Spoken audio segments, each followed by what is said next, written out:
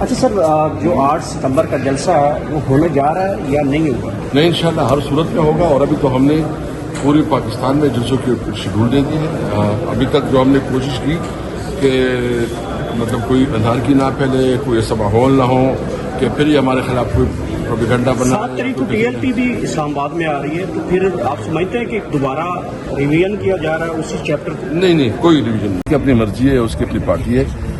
ہم تو ابھی جو ہمارا انڈرسٹینڈنگ ہے وہ یہ ہے کہ لیجسلیشن کے حوالے سے جب کوئی بھی قانون سازی آئے گی یا کوئی یہ جو ایک جوڈیشل پیکج لا رہے ہیں امینڈمنٹ کی، کنسٹیٹیوشن میں امینڈمنٹ لانے کے لیے، اس پہ ہم نے مشاورت ایک آپس میں انڈرسٹینڈنگ بنائی ہے کہ اس کو ہم دیکھیں گے، مشاورت کریں گے اور ہم اس کو رسپونڈ کریں گے کلیکٹیولی۔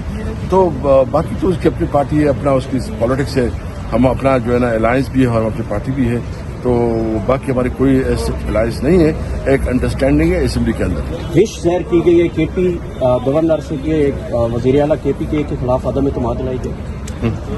اس کو خواہش ہو سکتی ہے، لیکن دیکھیں اس وقت تو الحمدللہ کے پی کے میں جو ہے نا 2/3 سے زیادہ ہماری اکثریت ہے، اور اگر کوئی یہ سمجھتا ہے تو پریکٹس کر کورٹ پر پیش ہونے کے لیے اگر آپ اس کو حملہ کہہ سکتے ہیں تو پھر آپ کی مرضی ہے۔ یہاں تو ہم عدالت میں قانون کی حکمرانی کے لیے اور قانون کی جو ہمارے خلاف انلیگل خان صاحب کے خلاف کیسز بنائے گئے تھے، اپنے آپ کو عدالت میں پیش ہونا ہوتا ہے، اور جو اس کا قانون کے مطابق ہے۔ یہ جو بھی انہوں نے کیسز کی ہیں یا جو انہوں نے ایف آئی آر درج کی ہیں، سارے میری فائٹی ہے، سارے جو ہے نا سیاسی بنیادوں پہ، انتقام کی بنیاد پہ۔